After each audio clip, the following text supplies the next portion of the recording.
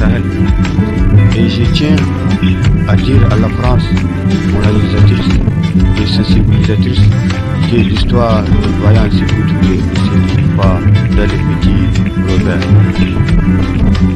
Et je tiens à dire à la France que la prise de position du vaillant panafricaniste Sékou Touré est tout aussi légitime que l'engagement patriotique du lieutenant-colonel Amadou Toumani Touré pour vaincre le mouton Moussa Traoré, pour vaincre le mouton parrainé par la France pour éjecter les panafricanistes qui fit Modibo Keïta.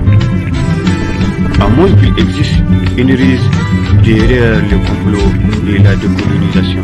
Et sachez que grâce à l'histoire, nous savions que le général de Gaulle a orchestré énormément de ruses pour fissurer les fondations de l'économie de la République démocratique et indépendante de Guinée à l'aube des indépendants.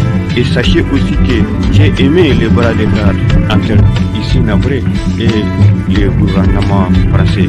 Et beaucoup plus que les 32 années de régime antidémocratique du mouvement militaire tchadien avec les loups qui rôdent au sein de l'Élysée. 32 années d'allégeance du gouvernement tchadien au gouvernement français. 32 années de d'expédition et de régime antidémocratique bénis par la France et bénis par tous les chanteurs de la démocratie en Afrique comme en Europe. Tout comme avec les moutons camerounais, tout comme avec les moutons Omar Bongo.